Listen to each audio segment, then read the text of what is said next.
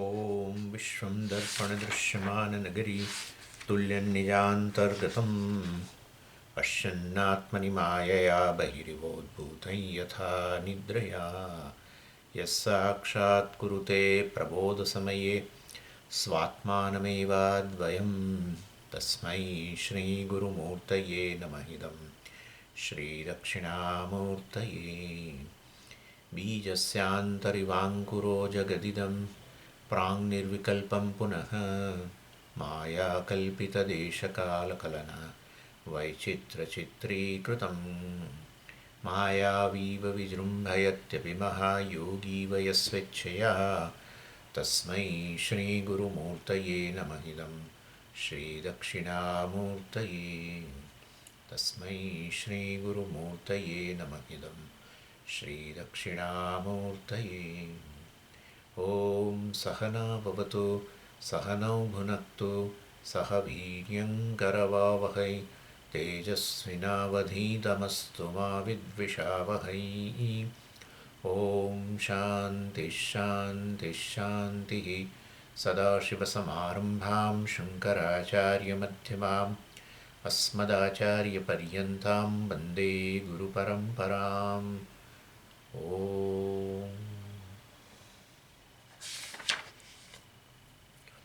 छठो श्लोक जीवात्मा परमात्मा चेति आत्मा द्विविध ईरितः चित्ततादात्म्यत्रिभिर्देहैः जीवः सन् भोक्तृतां व्रजेत्।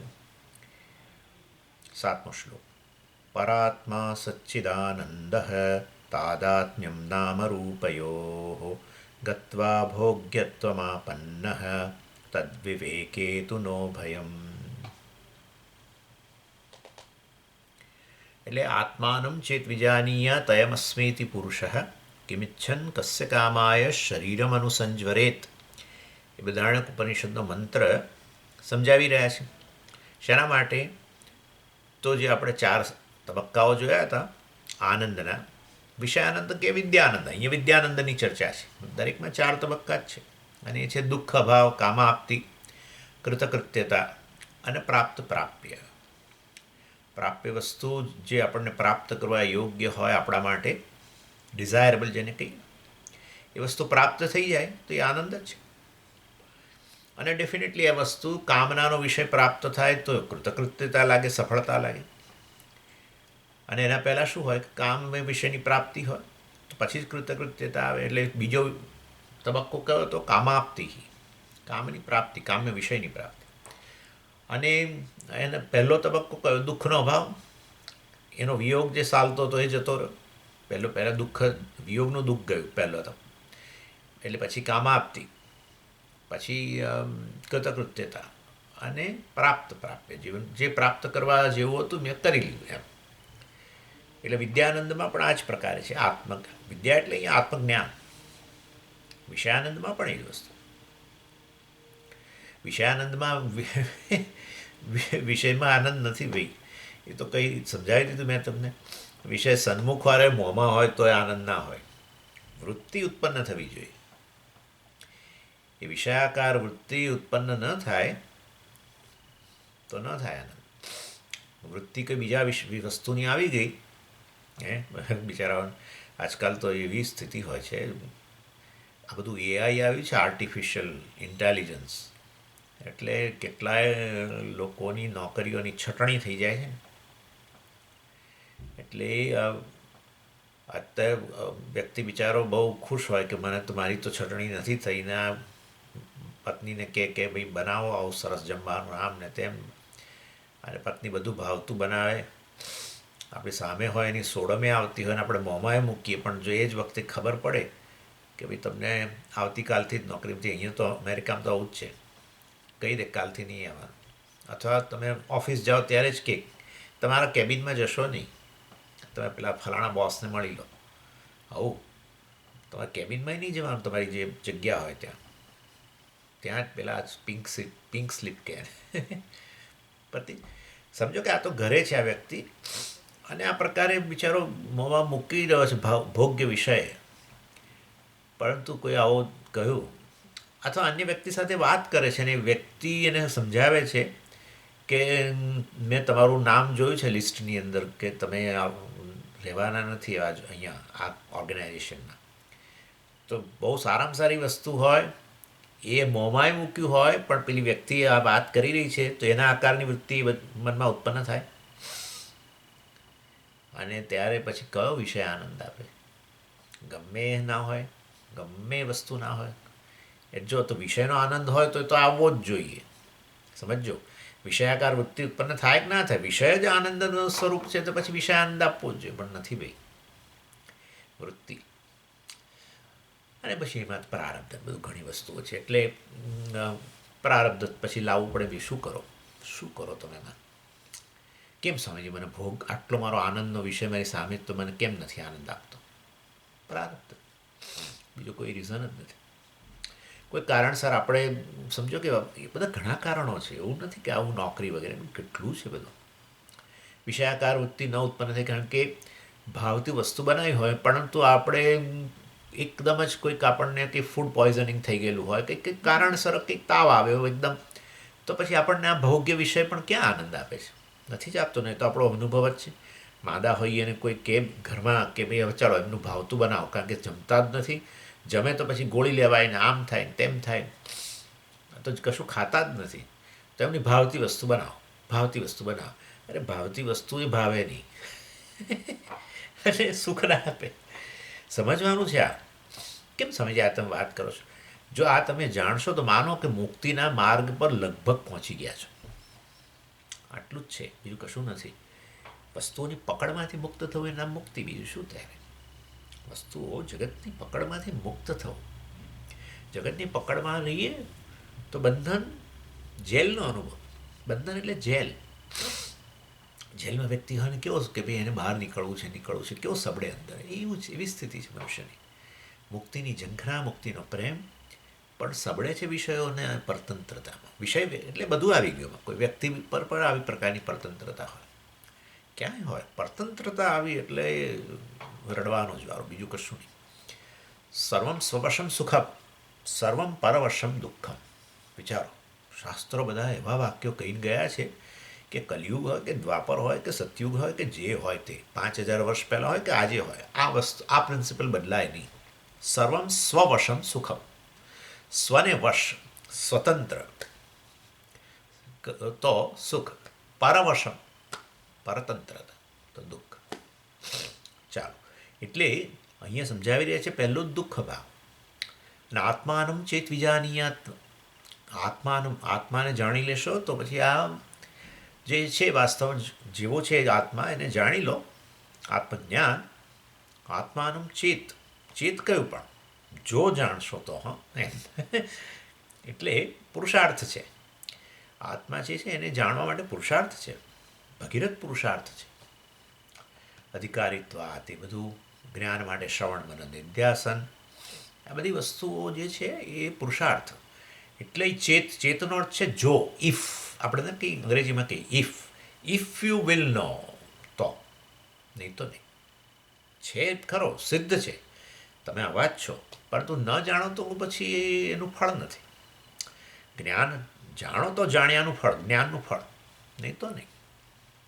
આત્માનું ચેત વિજાનીયાત અયમ અસ્મિતિ. અહો અયમ અહમ અસ્મિ. આ આત્મા જે આટલો સેલ્ફ એવિડન્ટ છે, હું અને હુંથી જેટલો સેલ્ફ એવિડન્ટ, સેલ્ફ રિવિલિંગ, સ્વયં પ્રકાશ હુંથી આગળ બીજું કશું નથી. બધી વસ્તુ હુંને પ્રકાશિત થાય છે. દેશ, કાળા, જગત, વૃક્ષો, આ તે બધું હુંને પ્રકાશિત થાય છે. હું સ્વયં પ્રકાશ છું. હુંને પ્રકાશિત કરવા અન્યની જરૂર માટે અયમ શબ્દ વાપર્યો, અપરોક્ષ. કોઈ પણ જ્ઞાનના સાધન વગર જેનું સતત જ્ઞાન થઈ રહ્યું છે એવો અયમ અહમ અસ્મિ, હું આ છું પુરુષ, આત્મા.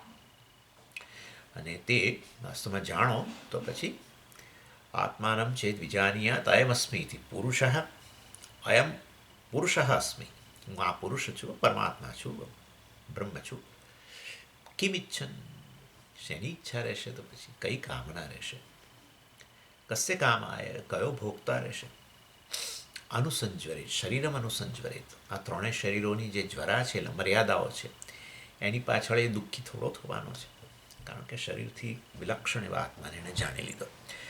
અને એમાં મેં તમને ગઈકાલે સમજાવ્યું જીવાત્મા પરમાત્મા છે ઇતિ આત્મા દ્વિધ એ રીતે જીવાત્મા અને પરમાત્મા આ બે આપણે કહેતા હોઈએ છીએ.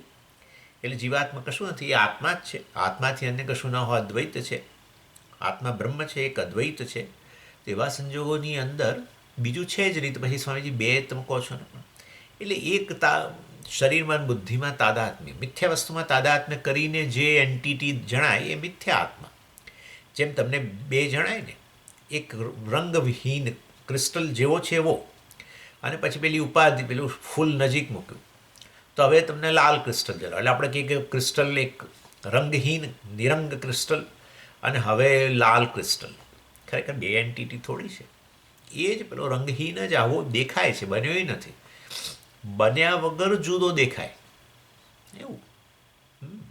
જ્યારે લાલ છે ત્યારે પણ વાસ્તવમાં લાલ છે જ નહીં, લાલ દેખાય છે, મતલબ લાલનો અનુભવ થાય છે લાલ ક્રિસ્ટલનો, ત્યારે એ લાલ છે જ નહીં એમ.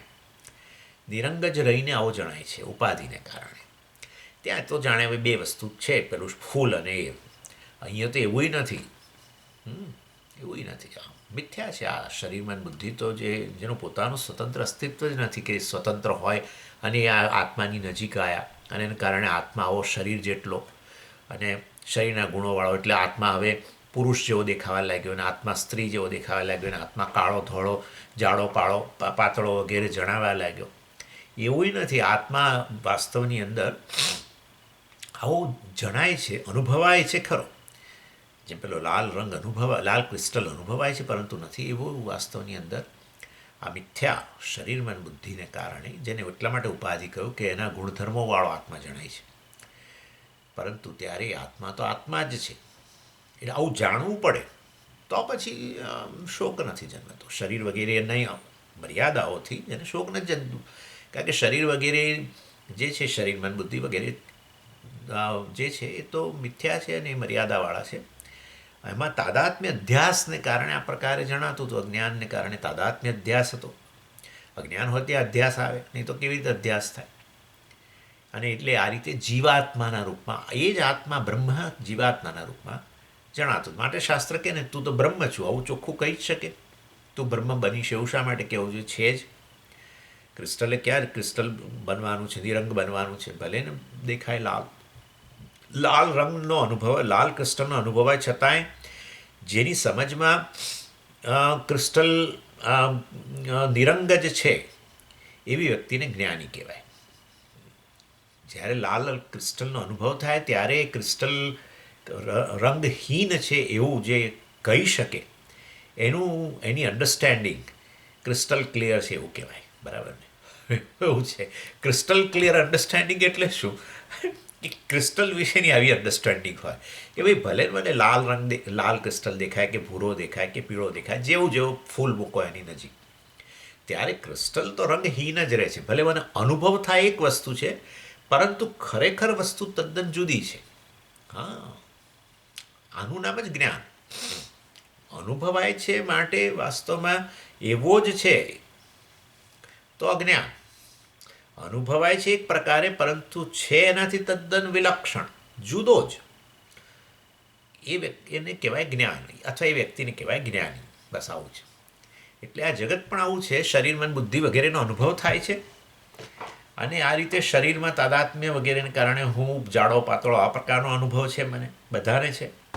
હું પુરુષ સ્ત્રી વગેરે, અથવા હું કામી ક્રોધી વગેરે, હું ભૂખ્યો તરસ્યો વગેરે, હું જોનારો ખાનારો પીનારો સાંભળનારો સૂંઘનારો, બધું આવું ભલે ને અનુભવ છે. અનુભવ છો ને, કશું કરવાની જરૂર નથી. ફૂલને દૂર કરવાની કશી જરૂર જ નથી. છો ને, વાંધો નહીં.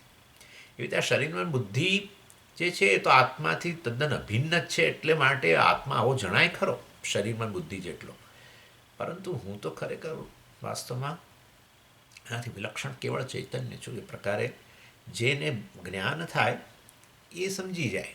એને એ શરીરમાં બુદ્ધિનો આમ ફેંકવા ના માગે, ફેંકી ના શકાય. જો કે મિથ્યા વસ્તુને કેવી રીતે ફેંકાય? ગળાને ફેંકી દઈએ માટીમાંથી બહાર કાઢીને, એવું કહું કે બનવાનું જ નથી. એટલે એ રીતે વાસ્તવની અંદર આ ચેતન આત્મા આ ત્રણ દેહો સાથેના સંબંધ, તાદાત્મ્ય સંબંધને કારણે જ વાસ્તવમાં ભોગતા રૂપે જણાય છે. અન્યથા નહીં. ને ભોગતા હોય ને વિષયોની કામના હોય. ભોગતા જ ન હો તો ક્યાંથી કામના? ઇવન તમારો જ અનુભવ છે કે સુષુપ્તિ અવસ્થામાં તમે ભોગતા નથી રહેતા, તો તમને ત્યાં કોઈ વિષયની કામનાએ નથી. બરાબર છે. જાગીએ પછી હું મારી જાતને ભોગતા કહું, પછી મને ઈચ્છા હોય. અને ભોગતા કહું એટલે શું? આ ત્રણેય શરીરો સાથે તાદાત્મ્ય અધ્યાસ. હું તો આ જ છું, મન છું. તો પછી મનની જે તે માગણીઓ હોય એ રજૂ થાય. શરીર છું કહીએ તો પછી શારીરિક માગણીઓ કઈ હોય, જે પણ. એટલે આ રીતે બધી આપણી ઈચ્છાઓ છે શરીર મન વગેરે વિષયક જ હોય છે. અને શરીર મન ઈચ્છા નથી કરતું, હું ઈચ્છા કરું છું. એટલે પણ તો હું આવો શરીર મન વાળો છું, અથવા શરીર મન રૂપ પણ શરીર મન જ છું. અને એને કારણે પછી પેલી અધૂરપ લાગે, કારણ કે આ તો અધૂરા છે જ, મર્યાદિત જ છે. એને કારણે મર્યાદા લાગે ને એમાંથી પછી એ ઉણપને દૂર કરવાની ઈચ્છા જન્મે ને એમાંથી પછી આગળ કર્મ વગેરે બધું. એટલે ભોગતા માટે પછી ભોગ્ય વિષય હોય. પણ જેણે જાણી લીધું વિલક્ષણો છું એને તો કશે કામ આવ્યા, તો હવે શેની ઈચ્છા રહી? બરાબર ને? એ ભોગતા જ નથી તો હવે કિમ ઈચ્છન? હવે શેની એની ઈચ્છા રહેશે? કોઈ વિષયની ઈચ્છા નહીં. હા, સમજુ હું આત્મા છું, સચ્ચિદાનંદ છું એવું જાણ્યા પછી મને ઈચ્છાઓ થવા માંડી. સચ્ચિદાનંદ આત્મા છું ને માટે ઈચ્છાઓ થાય છે. બતાવો મને કઈ કઈ ઈચ્છા છે, બતાવો. સચ્ચિદાનંદ જાણતા હો ખરેખર, હા, એવું બોલવાનું નહીં. હું સચ્ચિદાનંદ છું તો ભાઈ તોય મને તો ઈચ્છા છે, લો, તો કહેવાનું છે ખાલી.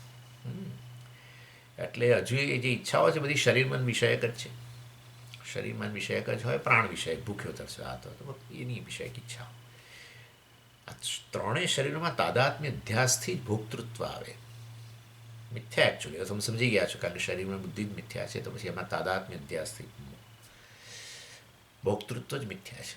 અને ભોગતા પણ મને ખબર ન હોય તો હું મારી જાતને સાચો ભોગતા કહું, અને પછી એમાંથી વિષયોની ઈચ્છા જન્મે. પણ આવું જ્ઞાની જે છે ને કિમ ઈચ્છન, કોઈ ઈચ્છા નથી વગેરે. અને તો પછી જ્વરાય નથી ઈચ્છા.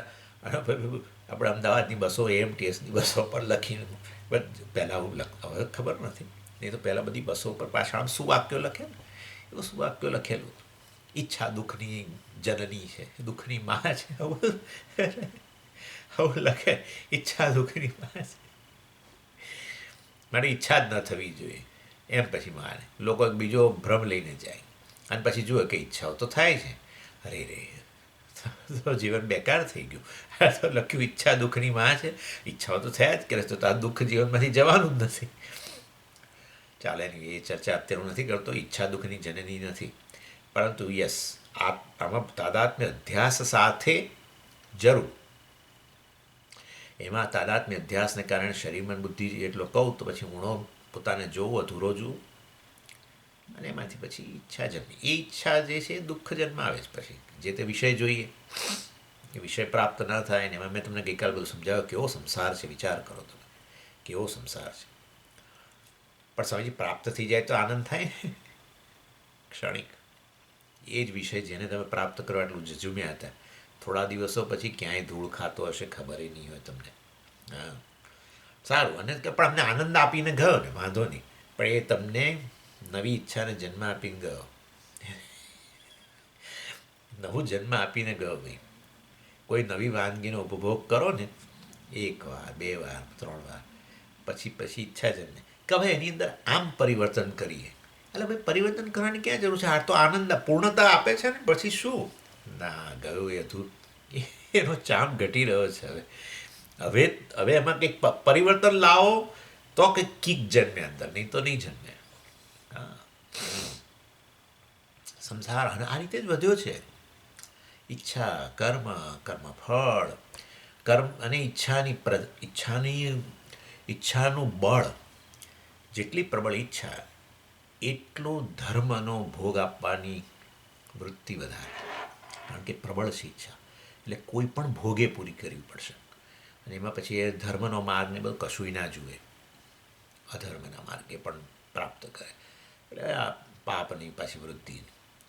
અને ધર્મના માર્ગે કરો તો પુણ્ય, એ પુણ્ય પાપને ભોગવા નવો જન્મ, અને એ જન્મ વળી પાછો અધૂરો જ જન્મ, અજ્ઞાન તો રહેલું જ છે. અને એ પાછી ફરી ઈચ્છાઓ. ના, જો ક્યાં મુક્તિ છે. ઇન શોર્ટ ખાલી મુક્તિ જો આવું હોય સ્વામીજી તો માણસ તો ગાંડો જ થઈ જાય, પણ નથી પણ થતો કારણ કે વાસ્તવમાં પેલું ભગવાન છે ને વચ્ચે બંધ કરાવી બધું સસ્પેન્ડ કરી નાખે છે. જો ઊંઘ નામની વસ્તુ ના હોત તો મનુષ્ય ક્યારનો ગાંડો થઈ ગયો, આપઘાત કરી નાખે. પણ એ તો આવી જાય છે ને વચ્ચે ઈચ્છા રહિતની સ્થિતિ, એકદમ ભોક્તૃત્વ કર્તૃત્વ બધામાંથી મુક્તિ.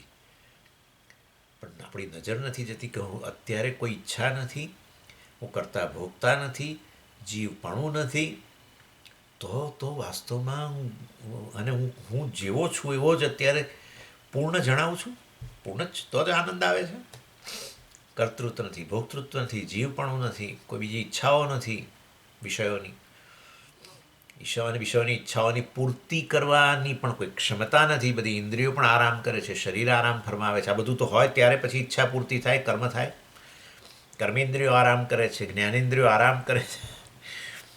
ઈચ્છા પૂર્તિની સંભાવના નથી તો સ્વામીજી બહુ જ દુઃખ થવું જોઈએ, કશું જ નથી.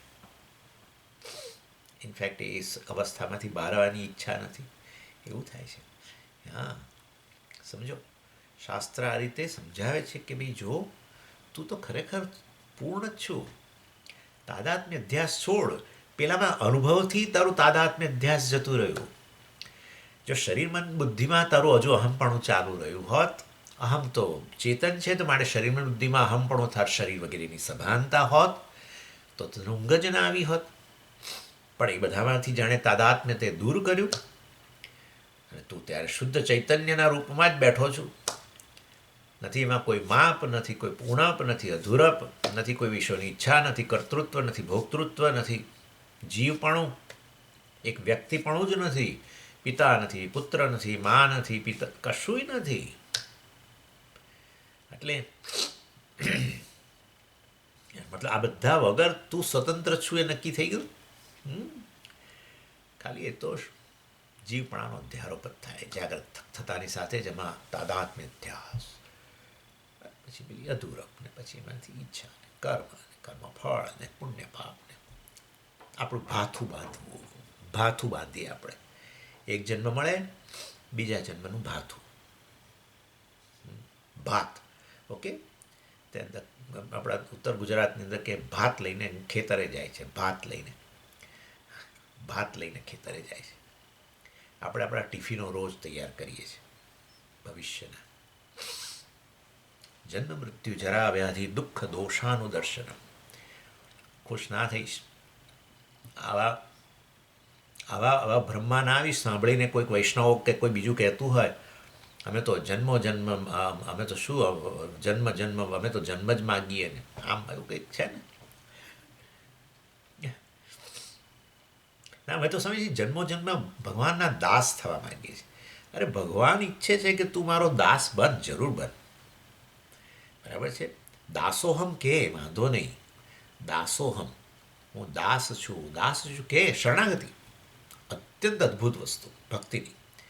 પણ ભગવાન ઈચ્છે છે કે દાનો ડ્રોપ કર પછી. હા, દાનો ડ્રોપ કર. તું મારો ખરા અર્થમાં દાસ હઈશ તો હું તને સોહમનું જ્ઞાન આપીશ. દા છોડી દે, દાસોહમમાંથી દા છોડી દે, સોહમ. આવું છે, દાસોહમ. એટલે આપણે કોઈનો તિરસ્કાર જ નથી કરતા. મધ્વાચાર્ય વગેરે જે દ્વૈત સંપ્રદાયના આચાર્યો છે એ લોકો કહે છે કે આવું તો આ તો દુષ્ટ લોકો છે વેદાંતિઓ. તો આવું બોલાય? હું ભગવાન છું આવું બોલાતું હશે? અરે જીવ અને ઈશ્વર તો તદ્દન જુદી વસ્તુ છે, દ્વૈત. અને જીવ ઈશ્વરનો દાસ છે. વાસ્તવમાં જીવ જે છે એણે આ દાસ બુદ્ધિ લાવવાની જરૂર છે. એનું નામ ભક્તિ, શરણાગતિ. ઈશ્વર પૂરેપૂરો શરણ્ય છે. રક્ષિષ્યતિ ઇતિ વિશ્વાસ, ગોપ્તૃત્વ વર્ણમ તથા. રક્ષિષ્યતિ ઇતિ વિશ્વાસ, ભગવાન મારું જરૂર રક્ષણ કરશે. આનુકૂલ્યસ્ય સંકલ્પ પ્રાતિકૂલ્યસ્ય વર્જનમ. રક્ષિષ્યતિ ઇતિ વિશ્વાસ ગોપ્તૃત્વ વર્ણમ તથા. અને પછી આગળ કહ્યું કાર્પણ્યમ આત્મનિક્ષેપ ષડ્વિધા શરણાગતિ. બસ ઈશ્વરના અનુકૂળ એ જ મને અનુકૂળ, ઈશ્વરના પ્રતિકૂળ એ મને પ્રતિકૂળ. મારા કોઈ રાગદ્વેષ નહીં, ઈશ્વરના રાગદ્વેષ મારા રાગદ્વેષ. અદ્ભુત.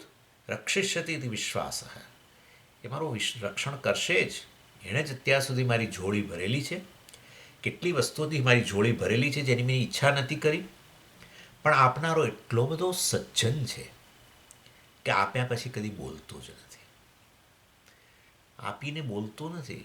જગત બોલે, કંઈક આપે ને તો બોલે, મેં આપ્યું છે યાદ રાખજે, મારે જરૂર પડે ત્યારે તારે ઊભા રહેવું પડશે. જગત બોલશે. રક્ષિષ્યતિ ઇતિ વિશ્વાસ. આ પ્રકારનું આ બધું શરણાગતિ કહેવાય. ઈશ્વર મારું રક્ષણ કરશે જ. એણે જીવન ચલાવે છે અને એ જ ચલાવશે. ગોપ્તૃત્વ વર્ણમ, બસ ગોપ્તૃત્વ એટલે આ પ્રકારનું વર્ણ કે મારો રક્ષક જ છે. ગોપ્તા એટલે રક્ષક, મારો રક્ષક. કાર્પણ્યમ, કાર્પણ કૃપણતા, દીનતા ભગવાનને બહુ ગમે છે. તુલસીદાસજી, સુરદાસજી, શબરી. દીનતા. રાવણ નહીં, રાવણ એ ભક્ત, શિવનો ભક્ત. પણ ભગવાનની સામે જઈને કહ્યું, મેં તારી આટલી તપશ્ચર્યા કરી, મેં આટલા સામગાન કર્યા, તું મને વરદાન કેમ ના? આ રાવણ. સુરદાસજી, મોસમ શું કહે છે? મોસમ ખલ કામી, મોસમ દીન ખલક કામી. મારા સમાન મોસમ કુટિલ ખલ કામી. મારા જેવો તો કોઈ કુટિલ નથી, મારા જેવો કોઈ કપટી નથી, મારા જેવો કોઈ કામી નથી. કેટલા ઉત્તમ કક્ષાના ભક્તો. આનું નામ હ્યુમિલિટી, કાર્પણ્ય. ભગવાનની સમક્ષ જાઓ, જેમ આપણે કોઈ અત્યંત આદરણીય વ્યક્તિની સામે જઈએ તો આપણે આપણા ગુણગાન ન ગઈએ, ઉપરથી આપણને આપણી મર્યાદાઓની સભાનતા થાય. કોઈ પણ આદરણીય વ્યક્તિની સામે જ્યારે આપણે જઈએ ત્યારે આપણે નાનમનો આપણને અનુભવ થાય. આપણે આ પ્રકારે આપણા ગુણગાન ન ગઈએ. કોઈ અત્યંત જ્યાં આદર હોય ત્યાં, આદર ના હોય ત્યાં આપણે કોઈ પણ રીતે પ્રભાવ આપણો એના ઉપર પાડવા માટે ઘણું બધું કરીએ. તે વસ્તુ સ્પષ્ટ કરે છે કે આપણને એ વ્યક્તિ માટે આદર નથી. બતાવીએ ખરા, પણ ખરેખર આદર નથી. જો આદર હોય તો આપણામાં નાનમનો અનુભવ થાય, એને કારણ કે એનામાં મોટાઈનો અનુભવ થયો, આદર. એટલે વાસ્તવની અંદર કાર્પણ્ય મહત્વનો ગુણ શરણાગતિમાં. કૃપણતા. હું ઘણું કરું છું, કરતો હોઉં સાધના સ્તરે, પણ ક્યાંય બોલતો પણ નથી. કાર્પણ્ય. અને એ વસ્તુ તુલસીદાસજીમાં પણ. શબરી જુઓ શું કહ્યું એણે? મેં અધમ અધમ અધમ અતિ નારી, તિન્હ મેં મતિ મંદ અઘારી. હું તો અધમથી અધમ નારી છું.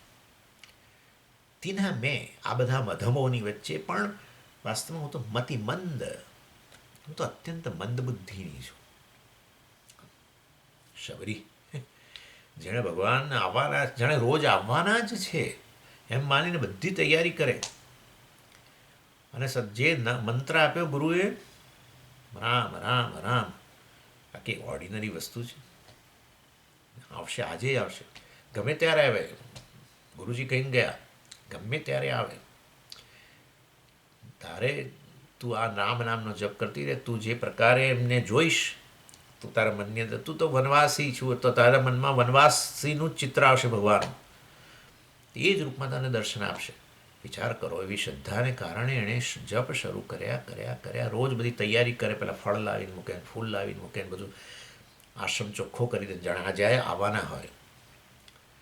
કેટલા વર્ષો વીતી ગયા, પણ એની શ્રદ્ધા ન ગઈ. અને ખરેખર ભગવાને એ જ રૂપમાં દર્શન આપ્યા, જે રૂપમાં એ મનમાં લાવતી હશે. પોતે વનવાસીથી એ જ સંસ્કારો, તો એ જ રૂપમાં ભગવાને દર્શન આપ્યા. આવી વ્યક્તિ કે હું તો અધમથી પણ અતિ મંદ સ્ત્રી છું. વિચારો, આનું નામ કાર્પણ્ય, કૃપણતા. પુરુષોત્તમ મહિનો આવે ને આપણે રોજ વિષ્ણુ સહસ્રનામ ભલે કરતા હોય, પણ પુરુષોત્તમ મહિનાના 11 વાર વિષ્ણુ સહસ્રનામ કરવાનું શરૂ કર્યું, અને આખી દુનિયામાં જઈને કહી આવીએ. પહેલાં કે મેં તમને ફોન કર્યો, તમે ઉપાડ્યો?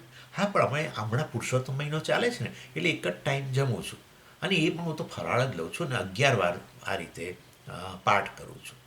ભાઈ તમને કોઈ આવું કશું પૂછ્યું ન તો પૂછે તો પણ છુપાવવું જોઈએ, પણ આપણે તો જણાવીએ. આપણે જે કંઈ સાધનનું અનુષ્ઠાન કરતા હોઈએ એને બહાર પ્રચાર કરીએ. કૃપણતા ક્યાં છે એની અંદર? ગમે એટલું કરતા હોવા છતાંય પોતે જાણે પોતે અધિકારી નથી, પોતે આમ ઘણું બધું ખૂટે છે એ પ્રકારનો અનુભવ, પોતે અત્યંત નાનમ અનુભવે ભગવાનની સન્મુખ. આ અનુનામ શરણાગતિ. એનીવે, કહેવાનો આશય છે કે મારો કહેવાનો આશય છે ક્યાંથી ક્યાં ગયો, પણ મને એમ ઈચ્છા થઈ ગઈ હતી બોલવાની, તમને આ કહેવાની ભક્તિ વિશે. એટલે પરમાત્માની ભક્તિ હોય છેવટે આ જીવનની અંદર તો આપણું કલ્યાણ થાય. અહીંયા કહ્યું આત્માનો, એટલે આત્માનો અર્થ શું કરવાનો? જીવાત્મા ના ભાઈ ના, જીવાત્મા પરમાત્મા છે ઇતિ વિવિધ. પરમાત્માને જાણશો તો આમાંથી જ્વરામાંથી મુક્ત બનશો. તમે એને બદલે પોતાને જીવાત્મા કહેશો તો મુક્ત નહીં થઈ શકો. જ્વરા અનુજ્વરામાંથી. એટલે જીવનું વર્ણન થઈ ગયું. પછી ઈશ્વરનું વર્ણન કરે છે. પરાત્મા સચ્ચિદાનંદ તાદાત્મ્યમ નામરૂપયો ગત્વા ભોગ્યત્વમ આપન્ન તદ્વિવેકે તુ નો ભયમ. પરમાત્મા સચ્ચિદાનંદ રૂપ છે. બરાબર. સત એટલે હોવ છે, પણ હોવ અસ્તિત્વ. અને ચિત્તનો અર્થ થાય છે જાણવું કે જ્ઞાન. અને આનંદ અર્થાત પ્રિય મોદ પ્રમોદના રૂપમાં અનુભવ થાય છે જેનો, એ આનંદ. આ પરમાત્માનું સ્વરૂપ છે, સચ્ચિત આનંદ. તો આ બધું તમને જગતમાં અનુભવાય છે. નામરૂપ જે છે એટલે એને કારણે નામરૂપનું શાની સાથે? સત સાથે તાદાત્મ્ય છે. જેમ કે તમે અત્યારે સ્વામીને જુઓ, મતલબ સ્વામી છે, આ રીતે જ અનુભવ થાય છે. એ છે પણ કે અસ્તિત્વ જે છે એને એ સત છે, એ જ કારણ છે. કેમ કારણ છે? કારણ કે એ જ વ્યાપેલું છે. ક્યાં વ્યાપેલું છે? સમગ્ર જગતમાં વ્યાપ્યું છે. જો આખા જગતમાં વ્યાપ્ત વસ્તુ હોય, કોમન સર્વવ્યાપી વસ્તુ હોય, તો એ તો કારણ જ હોય. ઘડો કુંડો કુંજો વગેરે જે છે, કોડિયા, આ બધામાં એક જ વસ્તુ વ્યાપેલી છે ખરેખર તો, અંદર બહાર. બરાબર, કોમન. અને એ છે માટી. તો પછી માટી એનું કારણ છે. એવી રીતે આ હોવું સત વ્યાપેલું છે બધામાં. અને એ રીતે સત છે.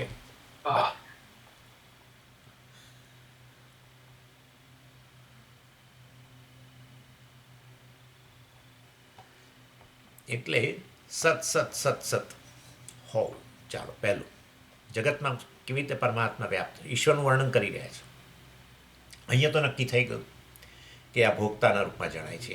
ત્રણેય શરીરોમાં તાદાત્મ્ય કરીને, ત્રણેય શરીરમાં વ્યાપીને, બરાબર છે, એ જ ચૈતન્ય વાસ્તવમાં એક ભોગતા ચેતન તરીકે જણાય છે. હવે આ બહાર ભોગ્ય પ્રપંચની વાત કરે છે. ઈશ્વરનું વર્ણન કરવું હોય તો બંને રીતે વર્ણન કરવું પડશે, ખાલી જીવના રૂપમાં જ નહીં.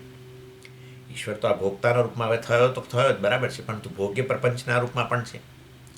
તો એટલા માટે પછી અહીં બહાર બતાવે છે કે જુઓ, અહીં બહાર પણ તમે એક નજર કરો કેવો સચ્ચિદાનંદ વ્યાપ્ત છે. અહીંયા સચ્ચિદાનંદ આ ભોગતાના રૂપમાં ત્રણેય શરીરોમાં તાદાત્મ્ય અધ્યાસ કરીને, એ જ સચ્ચિદાનંદ બહાર જગતમાં પણ ભોગ્ય પ્રપંચના રૂપમાં, ભોગતા અને ભોગ્ય બંનેના રૂપમાં હોય એ જ ઈશ્વર. કેવળ ભોગતાના રૂપમાં તો જીવ જ ગણાય એને, પરંતુ હવે બતાવે છે ઈશ્વર કેવળ ભોગતાના રૂપમાં જ નહીં, બહાર ભોગ્ય પ્રપંચના. તો કઈ રીતે? તો કે જો દરેકની અંદર શું આપેલું છે? સત. એક નામરૂપ, બીજું નામરૂપ, બરાબર છે. એ બંને વચ્ચે અવકાશ પણ છે. એનો અર્થ કે આ છે પણ તો છલ ભરેલું છે. અવકાશ, કાળ અને બધા પદાર્થો, દરિયો, આ તે ફલાણું, સૂર્ય ચંદ્ર પૃથ્વી, બધામાં છે. સત. અને છે કહી રહ્યા છો ત્યારે બીજું પણ કોમન વસ્તુ જોડે રહેલી જ છે. શું? જ્ઞાન. બરાબર છે. અનુભવ. ચાલો, ઘણો નહીં, કશાનો અનુભવ, એનો જે વસ્તુનો અનુભવ જ નથી તો તમે આપણે છે પણ બોલવાના જ નથી. છે બોલો છો તો પછી એનું જ્ઞાન એ છે. ભાતિ, અસ્થિ અને ભાતિ, બધાનો અનુભવ છે. અનુભવ હોય તો છે પણ બોલો, અથવા છે બોલી રહ્યા છો તો મતલબ કે એનો અનુભવ પણ છે. એટલે દરેકમાં ભાતિ પણ વ્યાપ્ત થયેલું છે. એટલે એ થયું ચિત્ત. ભાસુ શાના કારણે ભાસે? ચૈતન્યને કારણે. એટલે એ થયું સતત, એટલે કે હવ ચિત્ત એટલે ભાસુ એટલે ચિત્ત, હવ સત અને સચ્ચિત. અને પછી આનંદ શેના રૂપમાં છે? આપણને આનંદ વાસ્તવની અંદર એ વિષયોના સંપર્કથી ભોગતાને પેલો પ્રિયમોદ પ્રમોદ જે જન્મે છે એ આનંદના રૂપમાં પણ એ વસ્તુ રહેલી છે. અને એ આનંદ પણ વાસ્તવમાં એના પદાર્થોથી આપણને અભિન્ન જ જણાય છે. જેમ સત અને ચિત્ત દરેક પદાર્થથી, દરેક આ નામ રૂપથી અભિન્ન જણાય છે. તમે છે અને ઘડો આમ છૂટા પાડી નથી શકતા. છે અને સ્વામીનું શરીર છૂટા નથી પાડી શકતા. ભાસુ અને એ નામરૂપ છૂટું ના પાડી શકો, બરાબર છે. અને સ્વામીનું શરીર હોય તો સ્વામીનું શરીર ભાસી રહ્યું છે એ ભાસવાપણું અને શરીર છૂટું પાડી શકો? ન પાડી શકો. એવી રીતે વિષયો જે છે એ આનંદ આપે છે. એટલે પ્રિયમોદ પ્રમોદના રૂપમાં પણ વિષયોમાં જ આનંદ છે એવું પ્રકારે જ આપણને તો લાગે છે. એટલે એ આનંદ જે છે વાસ્તવમાં એ પણ વિષયથી છૂટો નથી, આપણે નથી એને જોઈ શકતા. એટલે એનો અર્થ એવો થયો કે સચ્ચિદાનંદ જગતની અંદર તાદાત્મ્ય કરીને રહેલો છે. અને એ જ સચ્ચિદાનંદ અહીંયા શરીરોમાં તાદાત્મ્ય ધ્યાસ કરીને રહેલો છે, એટલે ભોગતા. એ જ સચ્ચિદાનંદ અસ્થિભાતિ પ્રિય રૂપે જગતમાં તાદાત્મ્ય કરીને રહેલો છે, અર્થાત જગતનો એના પર અધ્યારોપ છે, અધ્યાસ. એટલે એ રીતે સચ્ચિદાનંદ જે છે ભોગતાના રૂપમાં અને ભોગ્ય પ્રપંચના રૂપમાં ભાસી રહ્યો છે. એક જ સચ્ચિદાનંદ આ રીતે ભોગતા ભોગ્યના પ્રપંચના રૂપમાં ભાસી રહ્યો છે. એટલે જેવી રીતે આ શરીરો સાથે જાણે એક બનીને જીવ રૂપે જણાય છે, ભોગતા રૂપે જણાય છે, એવી રીતે બહાર આ જગત નામરૂપ સારમાં પણ આ રીતે એ જ નામરૂપ સાથે તાદાત્મ્ય કરીને એક જ જણાય છે. એટલે આપણા માટે નામરૂપ જ સત્ય છે. જેમ રજ્જુનું જ્ઞાન ન હોય ને સર્પનો અધ્યારોપ કરીને પછી રજ્જુ ને સર્પ જાણે કે ભેગા થઈને એક રૂપે જણાય, એવી ને એવી રીતે અધ્યારોપ આપણે જોયું જ છે. અધ્યારોપ અને એટલે સત્ય મિથ્યાનું મિશ્રણ જ જોઈ ગયા વેદાંત સારમાં. એટલે એવું જ છે. અહીંયા છે એકમાત્ર સચ્ચિદાનંદ જ, કારણ કે આ તો મિથ્યા છે. શરીર મન બુદ્ધિ એ જગત પણ મિથ્યા છે, પરંતુ ખબર નથી કે એ સચ્ચિદાનંદ સત્ય વસ્તુ છે. ના, એ નથી ખબર. તો પછી આ શરીરો વગેરે જ બધું સત્ય. આત્મા સત્ય છે, પરંતુ એનો આ રીતે વાસ્તવમાં શરીર વગેરે સાથેના તાદાત્મ્ય અધ્યાસને કારણે શરીર વગેરે હવે સત્ય જણાય છે, ભોગતા પણ સત્ય જણાય છે, અને બહાર ભોગ્ય પ્રપંચ પણ આપણને જગત પણ સત્ય જણાય છે. વાસ્તવમાં સત્ય સચ્ચિદાનંદ જ છે, જેનો બાદ ન થાય એ સત્ય. તો પછી આ છે પણ આનો બાદ નથી થઈ શકતો, સચ્ચિદાનંદનો બાદ નથી થઈ શકતો. નામરૂપનો તો બાદ થાય છે, બદલાયા જ કરે છે. નામરૂપ તો ઘડો બનીને ઠીકરા થઈ ગયા, ઠીકરાને બદલે એવા ચૂર્ણ થઈ ગયું, ચૂર્ણને બદલે કંઈક આગળ પરમાણુ થયા ને, પણ છે પણ તો જતું જ નથી, ભાસવા પણ જતું જ નથી. અને કદાચ એ આનંદનો વિષય હોય આપણા રાગદ્વેષને કારણે, તો એ આનંદ અને વિષયને તમે છૂટા નથી પાડી શકતા. એટલા માટે તો કહીએ છીએ વિષય જ આનંદ આપે છે, વિષય જ આનંદ આપે છે. એટલે વિષય અને આનંદને છૂટા નથી પાડી શકતા. એનો અર્થ એવો હતો કે સચ્ચિદાનંદનું તાદાત્મ્ય જગત સાથે પણ છે, અને માટે એ રીતે ભોગ્ય પ્રપંચ બને છે. એ સચ્ચિદાનંદનું તાદાત્મ્ય આ શરીર મન બુદ્ધિ સાથે મિથ્યા. યાદ રાખજો, બે વસ્તુ ગણશો નહીં. તાદાત્મ્ય એટલે સમજી પેલું અગ્નિ અને લોખંડના જે, એવું નહીં. આપણે એટલે વારંવાર હું ઘડો ના બધું ફલાણા ટીકણાના ઉદાહરણ આપ્યા કરું છું. એકની એક વસ્તુ જ કહું છું, પણ છતાંય કહેવું પડે એવું છે. એટલે રજ્જુ સર્પનું પણ લઈશું, જે પણ કરો. એટલે બે વસ્તુ નથી, એક જ છે, પરંતુ એ જે સત્ય છે એનું જ્ઞાન નથી, માટે જે મિથ્યા છે એ સત્ય જણાય છે. જેમ સર્પ સત્ય જણાય, રજ્જુ ના જાણતા હોઈએ તો એવું છે. ઘડો સત્ય જણાય જો આપણે એનું સત્ય માટી ના જાણતા હોઈએ તો, એવી રીતે. એટલે વાસ્તવમાં એક જ સચ્ચિદાનંદ ભોગતા અને ભોગ્યના રૂપમાં ભાસી રહ્યો છે, ખેલ ચાલી રહ્યો છે જાગ્રત કાળે અને સ્વપ્ન કાળે પણ. સ્વપ્નમાં એ ભોગ્ય પ્રપંચ બરાબર, અને એમાં સ્વપ્નનો ભોગતા, અને આ બંને ભોગતા ભોગ્યનો લય થઈ જાય, અવ્યક્ત બની જાય. બસ એ અવ્યક્ત પોતાના પેટમાં રાખીને બેઠો છે સચ્ચિદાનંદ, વળી પાછું જાગ્રત અવસ્થામાં બંને રૂપે, વ્યક્ત રૂપે, દ્વૈત રૂપે કહો, ભોગતા ભોગ્ય. આમાં તાદાત્મ્ય એટલે અને હું કહી દઈએ, બાકીના જગતને આપણે અનાત્મા કહીએ, અને આત્મા કયો, બહારનું જગત અનાત્મા. ઇવન આ પણ અનાત્મામાં આવી જાય. આમાં કોઈ દિવસ આપણે અને હું નથી કહેતા. 24 કલાક હોય શરીરમાં પર, તો આપણે એને હું નથી કહેતા. ઘડિયાળ પહેરેલી હોય, એને હું નથી કહેતા, હું ઘડિયાળ કોઈ દાડો ના બોલીએ. ચશ્મા પહેરેલા હોય, બંગડી પેલા માતાઓ પહેરે કે બુટ્ટીઓ પહેરે, બરાબર, લાગે બધું જાણે 24 કલાક રહે છે, પણ આપણે જાણીએ છીએ એ બુટ્ટી છે. કોઈ દિવસ હું બુટ્ટી છું નથી બોલતા, મતલબ કે એ બધામાં આપણું અનાત્મા પણ છે. એટલે આ રીતે દ્વૈત, મિથ્યાદ્વૈત ઉત્પન્ન થયું. એક સચ્ચિદાનંદથી અન્ય કશું છે જ નહીં, અદ્વૈત થઈ ગયું ને. એક સચ્ચિદાનંદથી અન્ય કશું જ નથી. અદ્વૈત એટલે શું? બીજું નહીં હોવું, એકથી અન્ય ન હોવું, એનું નામ અદ્વૈત. અનન્ય કહો, અદ્વૈત કહો, પૂર્ણ કહો, છલોછલ ભરેલું એક જ વસ્તુ. એટલે શાસ્ત્રમાં પ્રજ્ઞાન ઘન કહ્યું. આ ચૈતન્યથી ઠસો ઠસ ભરેલું એમ આઉટ, કારણ કે એનાથી અન્ય વસ્તુ મિથ્યા છે. એની એટલે આ રીતે જેણે આ જાણી લીધું, સમજો, બરાબર, કે આત્મા સચ્ચિદાનંદ, પણ જાણી કેવી રીતે લે? તો હું સચ્ચિદાનંદ છું, તો પછી શું ત્યારે ભોગ એટલે હું એક આત્મા સચ્ચિદાનંદથી અન્ય કશું જ નથી જાણ્યું. તો કયો ભોગતા અને કયો ભોગ્ય વિષયની ઈચ્છા? કિમ ઇચ્છન કસ્ય કામાય, કયો ભોગતા રહ્યો એમ કે છે. જોયું? અને તો પછી વાસ્તવમાં ગયો, સંસાર ગયો. ભોગતા અને ભોગ્ય હતા ત્યારે સંસાર હતો. અનુભવમાં આપણને તો ખબર છે કે આ ભોગતા ભોગ્ય નથી રહેતા, તો સંસાર જ નથી રહેતો સુષુપ્તિમાં. આ જાગ્રત કાળે સ્વામી જ્યાં જાગ્યાન બધું થયું. અરે પણ તમે તો સદા જાગ્રત એવા નહીં. દ્રષ્ટુ દૃષ્ટે વિપરિલોપો વિદ્યતે. તમે તો શ્રીનાથજી છો. શ્રીનાથજીની આંખો આમ બંધ થઈ નથી, રણછોડજીની આંખો આમ બંધ થઈ જ નથી. હા, નહીં દૃષ્ટુ દૃષ્ટે વિપરિલોપો વિદ્યતે. અરે ઊંઘની અંદર આ બધું અવ્યક્ત થઈ ગયું એવું પણ ભાષિત થઈ રહ્યું છે. તો એ ભાષક તો બેઠો છે હજુ એવો ને એવો. એ હું તો ગયો જ નથી, જઈ શકે એમ પણ નથી. એની કોઈ અવસ્થાઓ જ નથી. ન જાગ્રત સ્વપ્ન સુષુપ્તિ, આ કોઈ અવસ્થાઓ એની છે જ નહીં. જાગ્રત સ્વપ્ન સુષુપ્તિષુ સ્ફુટતરા યા સંવિત વિજૃંભતે. જાગ્રત સ્વપ્ન સુષુપ્તિમાં યા સંવિત, આ ચૈતન્ય સદા સ્ફુરિત જ થઈ રહેલું છે. એનું સ્ફુરણ ક્યારે બંધ થવાનું જ નથી, કારણ કે તો સ્ફુરણ સ્વરૂપ છે, પ્રકાશ સ્વરૂપ છે. એ ક્યારે, જે પ્રકાશ સ્વરૂપ હોય એ અપ્રકાશ કેવી રીતે બની શકે? ન બની શકે. આ જગત જે છે, શરીર મન બુદ્ધિ સહિતનું જગત જે છે, જેની સાથે મેં અનનેસેસરી તાદાત્મ્ય કરીને આપેલું ભોગ્ય ને હું ભોગતા અને આ પ્રકારનો દ્વૈતમની અંદર હેરાન થતો હતો. દ્વૈત બુદ્ધિ એટલે ભય, દ્વૈતાથી ભયમ ભવતી. કેટલો ભય, મરણનો ભય ને આનો ભય ને ફલાણાનો ભય ને જગતનો ભય. જગતનો ભય ક્યાં છે સ્વામીજી? આપણી બધી ફરિયાદો બતાવે છે જગતનો ભય છે. નહીં તો શા માટે ફરિયાદો હોય?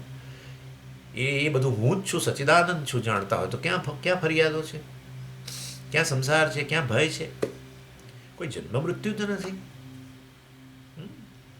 એટલે આ રીતે તમે જુઓ, સંસાર અનુજ્વરિત જ્વરા જ આ બધું શરીરોમાં તાદાત્મ્યને કારણે હતી. ભોગતા બની બધી જ્વરા હતી.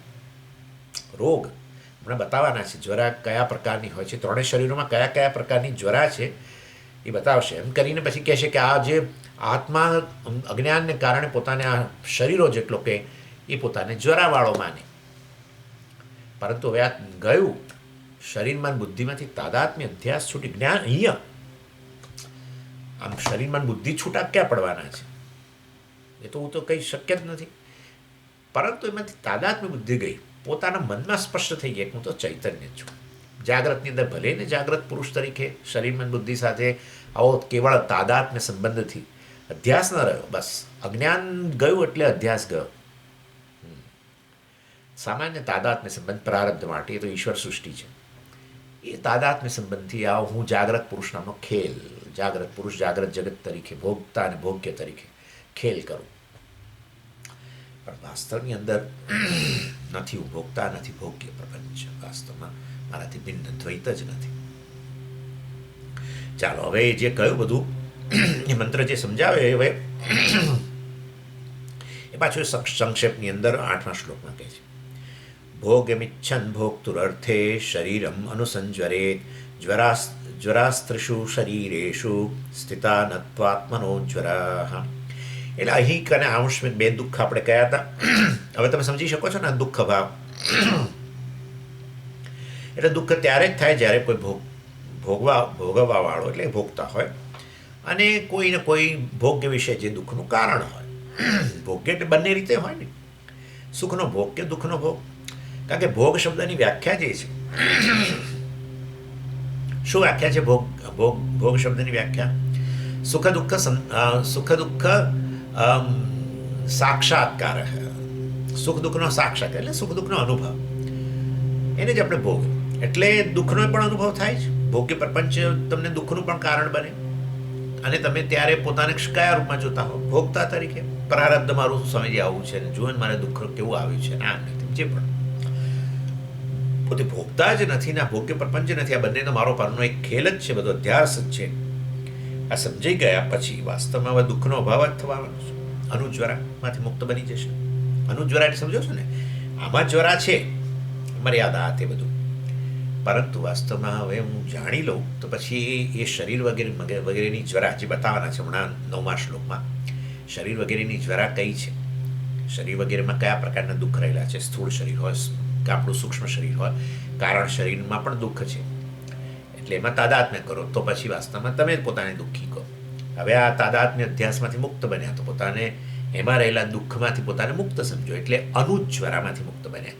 જ્વરામાં છે, પણ એ જ્વરામાંથી જે અનુજ્વરા, શોક જન્મે મારામાં, હું દુઃખી, હું આવો વગેરે, એમાંથી મુક્ત થઈ ગયો. શરીરમાં અનુસંજ્વરેત વગેરે કહ્યું બૃહદારણ્યક ઉપનિષદની અંદર. એટલે ભોગતા હોય ને ભોગ્ય પ્રપંચ હોય તો પછી ભોગ હોય, પરંતુ બંને નથી રહેતું. વિચાર કરવાથી એટલે જ્ઞાન પ્રાપ્ત કરવાથી, આત્મજ્ઞાન, શાસ્ત્રના જે મહાવાક્યો જે છે એ મહાવાક્યોની યોગ્ય સમજ પ્રાપ્ત કરી આચાર્યની મદદથી, ત્યારે હવે ભોગતા જ સિદ્ધ નથી થતો, પછી ભોગ્ય સિદ્ધ નથી થતો. એટલે આત્માનંદ પ્રકરણ જે છે એમાં પહેલાં ભોગતા સિદ્ધ એ નથી, એ પણ બતાવેલું. અને અદ્વૈતાનંદ પ્રકરણમાં જોયું કે ભોગ્ય વસ્તુ પણ નથી, ભોગ્ય પ્રપંચ પણ નથી. એટલે પરમાત્માનું આ નામરૂપ સાથેનું તાદાત્મ્યને કારણે ભોગ્ય પ્રપંચ, અને પરમાત્માનું આ સ્થૂળ સૂક્ષ્મ કારણ શરીર સાથેના તાદાત્મ્યને કારણે ભોગતા જીવ વગેરે.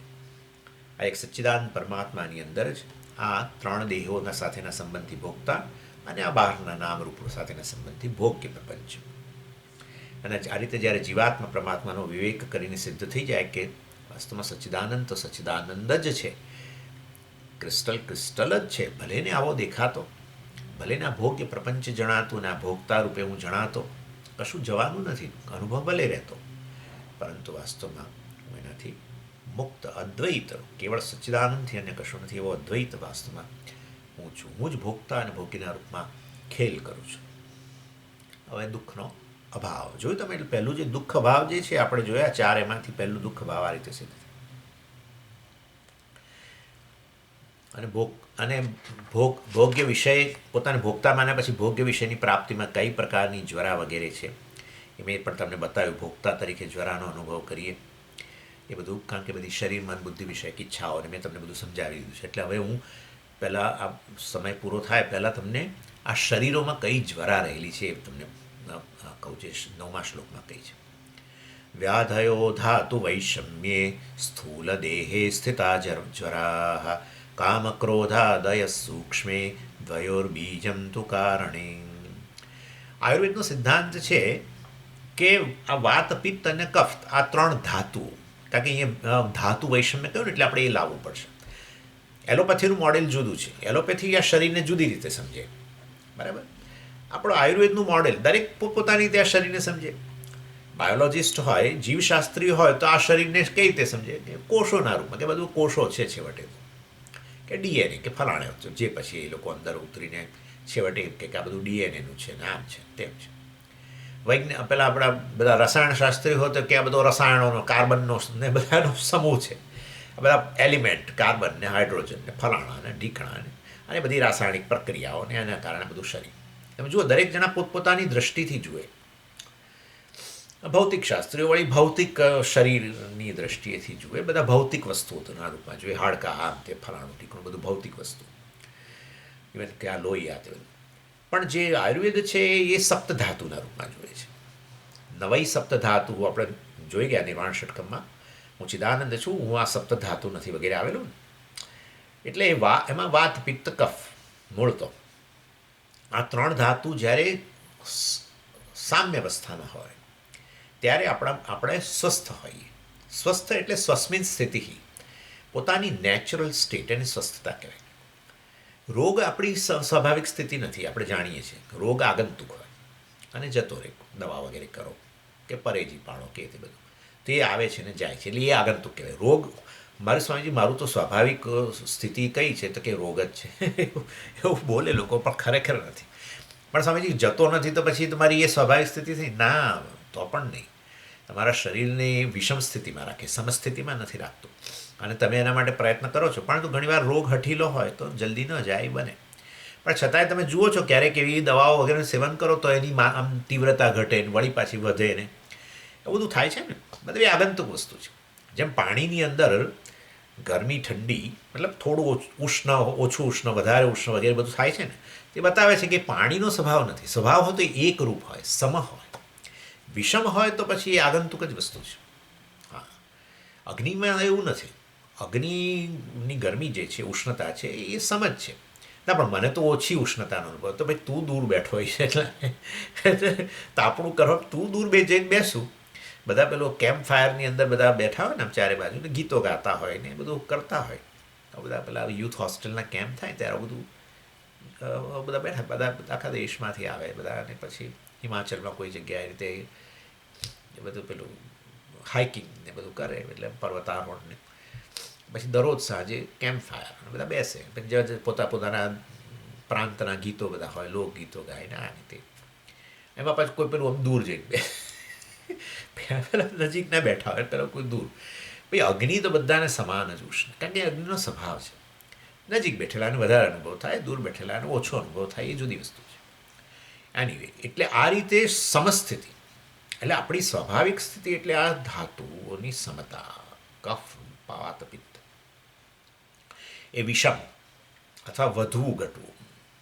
એમાંથી ત્રણેય એક સામટા ન વધે, ત્રણમાંથી ગમે તે કોઈ એકાદ કફ વધે એટલે આપણે કહીએ કફ પ્રકૃતિ છે એવું બોલીએ. આ રીતે જુએ ને આ લોકો આયુર્વેદવાળા, હા, તરત કે ઓછું દહીં દૂધ ઓછું કરી દો, આમ ઓછું કરો, ફાણ ઓછું કરો, તરત કે એ જળ કફની પ્રધાનતામાં ધાતુઓની ભૂતોની દ્રષ્ટિએ જો પંચમહાભૂતોની દ્રષ્ટિએ તો જળની પ્રધાનતા કહીએ.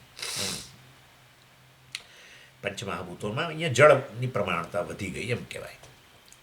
એનીવે, એટલે પછી આ રીતે વિષમ સ્થિતિ, ક્યારેક વાતની પ્રધાનતા, ખાસ કરીને એમાં આ લોકો આયુર્વેદ તો બહુ બધું કે ભાઈ શરૂની અંદર બાલ્યાવસ્થા વગેરેની અંદર કફની પ્રધાનતા, બાળકોને શરદી ઉધરસ કફ વગેરે બહુ જલ્દી થઈ જાય કારણ કે એની હલનચલન બહુ ન હોય, અને પહેલાં તો માનું દૂધ પીએ ને પછી પાછા આપણા લોકો પછી બહારથી દૂધ આપવા પડે, એ દૂધ જ આપ્યા, કંઈક ભલું રડવા માંડે તો દૂધ આપ્યા કરે, એટલે ભાઈ પડે. આ રીતે કફની પ્રધાનતા. પછી થોડું યુવાવસ્થાની અંદર પિત્તની પ્રધાનતા થાય, એટલે ત્યારે પછી આપણે એસિડિટી ના બધું, અને પછી ઉત્તરાવસ્થાની અંદર વાતની પ્રધાનતા. એને કારણે આપણા જોઈન્ટ્સ બધા પેઇન, એવું કહેવાય છે બધું કે આ જોઈન્ટ વગેરે બધા પેઇન જે આપણા શરીરમાં ક્યાંય કમરમાં હોય કે આપણી ઘૂંટણમાં કે ઢીંચણમાં કે આ કે તે બધી જ્યાં કે આપણી સ્પોન્ડિયોલાઇટિસ હોય, આ હોય, ઘસારો બોલીએ, પરંતુ છેવટે એમાં વાતની પ્રધાનતા, વાયુની પ્રધાનતા ગણવામાં આવે છે. ચાલો, એટલે આ રીતે એમાં વિષમતા આવે તો આ રોગ, સમતા હોય જ્યારે બધું સામ્ય અવસ્થામાં હોય, પંચમહાભૂતોની રીતે જોઈએ તો પંચમહાભૂતોનું સામ્ય અવસ્થા હોય ત્યારે વાસ્તવમાં સ્વસ્થતા. અને આવી વિષમ અવસ્થામાં વ્યાધિ, એટલે કયું વ્યાધય ધાતુ વૈષમ્ય સ્થૂલ દેહે, સ્થૂળ દેહમાં આવી વિષમતાને કારણે જ્વરાહ સ્થિતા, જ્વરા વગેરે ઉત્પન્ન થાય. હવે પછી સૂક્ષ્મ દેહની જ્વરા કઈ છે? કામ ક્રોધાદય સૂક્ષ્મ, એટલે આ જે છે કામ ક્રોધાદય સૂક્ષ્મ, એટલે કામ અને ક્રોધ વગેરે બધી એ સૂક્ષ્મ દિમાન અંતઃકરણ વગેરેની જ્વરા છે. એટલે આ સૂક્ષ્મ શરીર છે, મન અને પ્રાણ વગેરે, એમાં જે થવાવાળા જે રોગ છે, પ્રાણ સંબંધી રોગ હોય ને, ભૂખ ઓછી થઈ ગઈ, અજીર્ણ અવસ્થા કેવું કે છે, અને બીજા પણ પ્રાણના રોગો તમે જાણો છો, સર્ક્યુલેશનમાં ક્યાંક તકલીફ, કંઈક બ્લોક આવી ગયો ને આ આવી ગયું ને. કબજિયાત પણ એક રોગ ગણવામાં આવે છે, કોઈકને કબજિયાત થઈ જતી હોય.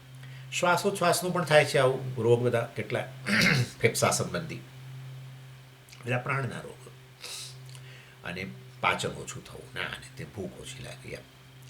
એટલે એ બધી વસ્તુઓ પણ પ્રાણના રોગ છે. અને મનના રોગ તો આપણે જાણીએ, એટલે બધા સૂક્ષ્મદેહ, મનના રોગો, કામ, ક્રોધ વગેરે. આપણે આ વસ્તુ યાદ રાખવી જોઈએ કે કામના એક વસ્તુ છે અને શરીર વગેરેની આવશ્યકતા જુદી વસ્તુ છે. ભૂખ લાગે ત્યારે આપણે જે ખાવાની આપણને આવશ્યકતા હોય છે એમાં કામના નથી હોતી. જો સાચે સાચ બહુ જ ભૂખ લાગી હોય ત્યારે આપણે શું કહેતા હોઈએ તમે જોજો, ભલે તમારી ભાવતી વસ્તુ તમારા મનમાં જ છે, પરંતુ અત્યંત ભૂખ લાગી હોય ત્યારે આપણે આવું જ કહીએ. બાળકો આવે ને અત્યંત ભૂખે સ્કૂલેથી આવે ને ભૂખ બહુ જ લાગી હોય તો પછી એ વખતે એવું ના કે મને આ જ આપો, મને જે હોય આપી દો, મને ભૂખ લાગી છે. હા, જોયું તમે? એટલે શરીર વગેરેની આવશ્યકતા, ભૂખ લાગી છે ને કારણે આપણને જે દુઃખ થાય ને, બહુ જ પીડા થાય, કે ભૂખની પીડા હોય છે, ત્યારે એ શરીર વગેરેની આવશ્યકતા છે ને ભૂખ તો શરીર ચલાવવા માટે. તો એ શરીર વગેરેની આવશ્યકતા છે એ એક વસ્તુ છે, અને કામના જુદી વસ્તુ છે. હા, અર્થાત અમુક જ વિષય મારે તો અમુક વિષય જ મારે તો જોઈએ જ ખાવા માટે, તો એ કામના છે. પરંતુ શરીર વગેરેની આવશ્યકતા છે એ જુદી વસ્તુ છે. એટલે ભૂખ લાગે ત્યારે આપણે ગમે તે ખાઈ લેતા હોઈએ છીએ, પણ એવું અત્યંત તીવ્ર ભૂખની પીડા વગેરે ન હોય ત્યારે પછી આપણે આપણી કામના પ્રગટ કરીએ, નહીં આજે દાળવડા જ બનાવો, મારે દાળવડા જ ખાવા છે. એટલે આ રીતે તમને દાળવડા કેમ યાદ આવે? મને નથી ખબર ભાઈ. હા, તમે બધું કંઈ વિચારતા નહીં કે સ્વામી આવે ત્યારે હવે દાળવડા જ ખવડાવવા પડશે, એવું નહીં રાખવાનું. આ તો ગર્ભિત રીતે કહી દઉં તમને, પણ એટલે કહેવાનો આશય એ છે, કામના જુદી વસ્તુ છે અને આવશ્યકતા જુદી વસ્તુ છે. કામના એ શરીરની આવશ્યકતા જ છે ના, જરાય નહીં, એની છે આવશ્યકતા. એટલે રાગ દ્વેષ વગેરેનું કારણ. ચાલો, કામના એટલે વિશિષ્ટ ચીજને ખાવાની ઈચ્છા, અને શરીર વગેરેની આવશ્યકતા એમાં કોઈ એવી વિશિષ્ટ ચીજ નહીં, શરીરને આવશ્યક છે એના માટે ખાઈ લઈએ. એટલા માટે આપણે બહુ બધા સલાહ આપે આપણને, ભાઈ જે જરૂરી છે એ ખાઓ, તમારા શરીરને જે જરૂરી છે એ ખાઓ. આમ કે ભૂખ છે એક રોગ છે, એ રોગના શમન માટે જે દવા લેવી પડે એ અન્ન છે, એ સમજીને ખાઓ. નહીં કે કામનાને આધારે આ ખાવું તે ખાવું, એ તમારા શરીરની આવશ્યકતા નથી. ઇનફેક્ટ તમારા શરીરમાં શુગર વધારશે ને પેલું વધારશે ને, એ ન ખાઓ. તમારો ભૂખ એ રોગ છે, એ રોગની નિવૃત્તિ માટે જે દવા છે એ અન્ન છે, અને માટે અન્નને દવાના રૂપમાં સમજીને ખાઓ. ના, મારે તો ફલાણું, અરે પણ તમને આટલો ડાયાબિટીસ, ના પણ મારે તો એ જ જોઈએ.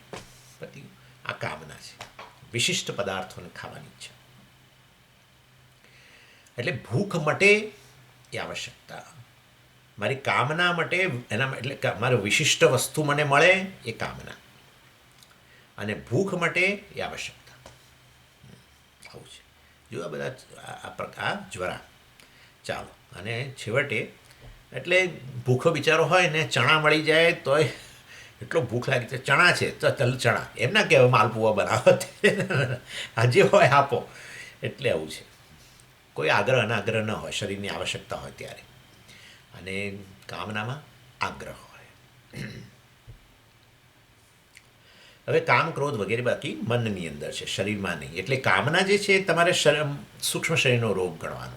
શરીરની આવશ્યકતા જે છે, શરીરની જ્વરા છે, એ પેલી ભૂખ વગેરે છે. અને જેવી રીતે મનના રોગોની અસર શરીર પર પડતી હોય છે, એવી રીતે શરીરના રોગોની અસર પણ મન પર પડે છે. આપણે બંને રીતે કહેવું જોઈએ. મનના રોગોની અસર શરીર પર પડે જ છે, આપણે જાણીએ છીએ. તો આવો ક્રોધ વગેરે હોય, તે અત્યંત તીવ્ર કામના વગેરે હોય તો અસ્વસ્થ બની જઈએ આપણે. ઈર્ષા વગેરે હોય તો અસ્વસ્થ થઈએ, શરીરથી પણ આપણને અસ્વસ્થ. અત્યંત ક્રોધની અંદર વ્યક્તિ કશું પણ કરવા માટે સક્ષમ ના હોય, શારીરિક રીતે પણ એ બેસી ફસડાઈ પડે, કે એવું બીજું કંઈ નાસીપાસતા થઈ જાય, કે એવું કંઈ બીજું દુઃખ આવે તો આપણે જાણે શારીરિક રીતે પણ અક્ષમ બની જઈએ. અને એ બધાની શરીરમાં પર અસર રોગોની દ્રષ્ટિએ તો વિજ્ઞાન કહે છે જ આપણને, કે એના લીધે સમજીએ તો સ્ટ્રેસ થાય ને એમાંથી પછી ડાયાબિટીસ થઈ જાય, ફલાણું થઈ જાય, એવું બધું છે જ. અને શરીરની અસર પણ મન પર પડે. આપણે અત્યંત શારીરિક રીતે માંદા વગેરે હોય ત્યારે પછી આપણે મનમાં પણ કે એવો સારી ભાવના ન હોય, મતલબ કે આનંદ ન હોય. એટલે આવી સ્થિતિમાં તાવ વગેરે અત્યંત હોય ને તૂટતું હોય ને પછી એ વખતે કે સ્વામીજી ક્લાસ લો ને, તો કે ભાઈ હવે હમણાં રવા દો ને, કાલે લઈશ તમારા એવું કહીએ. બરાબર છે. અધ્યયનનો અધ્યાપનમાં મન ન લાગે. એટલે આ એકબીજાની અસર પડતી હોય છે. અને કારણમાં શરીરમાં કયો જ્વરા સ્વામીજી? કારણ શરીરની અંદર પતાવું છું, પતી ગયો ટાઈમ. પણ કારણ શરીર જે છે એની અંદર કયો રોગ? ના ના, આ મન શરીરમાં જે રોગો થાય છે ને એનું કારણ ત્યાં કારણ શરીરમાં છે. શું શું શું એનું કારણ શરીર જે ડિપોઝિટ છે ને, બેંક છે શેની? કર્મની અને વાસનાઓની, સંસ્કારો, એની જ અભિવ્યક્તિ. સંસ્કારોની જ અભિવ્યક્તિ, અમુક જ સંસ્કારની અભિવ્યક્તિ કર્મ. એ સંસ્કારો, સારા સંસ્કારોની અભિવ્યક્તિ થઈ, મન સાત્વિક બની ગયું, આનંદ આનંદ છે, શાંતિ છે. ને પણ અમુક પ્રકારના સંસ્કારો અભિવ્યક્ત થાય એટલે ઈચ્છાઓ પ્રગટ થાય, બીજું બધું પ્રગટ થાય, રાજસિક બની જાય, ચંચળ થઈ જાય. બીજા સંસ્કારો પ્રગટ થાય, તમો ગુણ, મનમાં પ્રમાદ, આળસ, કશું સૂઝે નહીં, મોહ ઉત્પન્ન થાય. આ બધું થયા કરે. એટલે એનું કારણ અહીંયા બેઠું છે. કારણ શરીર અહીંયા જ છે, ક્યાંક થોડું કારણ શરીર બહાર હોય. જ્યાં કાર્ય હોય ત્યાં જ કારણ હોય ને. એટલે સૂક્ષ્મ શરીરમાં જે કંઈ જ્વરા છે એનું કારણ શરીર છે છેવટે. આ બધું ત્યાં 7મા અધ્યાય પંચદશીમાં બધું આવેલું. કારણ શરીરની જ્વરા, સૂક્ષ્મ શરીરની જ્વરા, વિદ્યારણ્ય સ્વામી બહુ સરસ સમજાવ્યું બધું. સ્થૂળ શરીરની જ્વરા, બરાબર ને. અને એ રીતે સ્થૂળ સ્થળના જે દુઃખ છે, પણ સ્થૂળ શરીર જે રોગ થાય એમાં કઈ રીતે કારણ શરીર? પ્રારબ્ધ કરને કારણે આવે રોગ. તો પ્રારબ્ધ એટલે કર્મ, એટલે કર્મની બેંક જ આ કારણ શરીર છે. એ સંચિતમાંથી જે પ્રારબ્ધનો લોટ છે એમાંથી આ બધું આવે છે. છેવટે કારણ એ જ છે.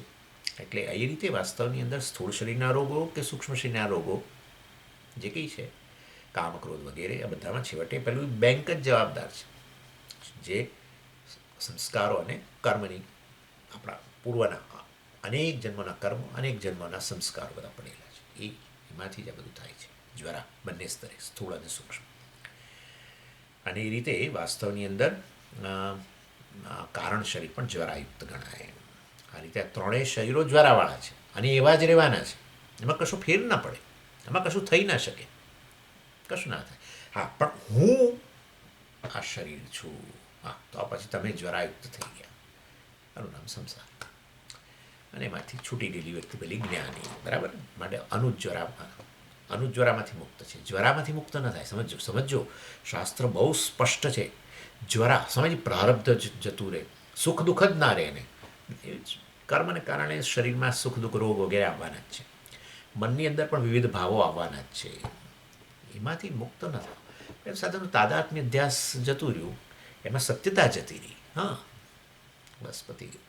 સાક્ષી છો તો પછી અનુજ્વરા ન રહે, દુઃખી ન થાય. ઓમ પૂર્ણમદ પૂર્ણમિદમ પૂર્ણાત પૂર્ણમુદચ્યતે પૂર્ણસ્ય પૂર્ણમાદાય પૂર્ણમેવાવશિષ્યતે. ઓમ શાંતિ શાંતિ શાંતિ. હરિ ઓમ શ્રી ગુરુભ્યો નમઃ. હરિ ઓમ.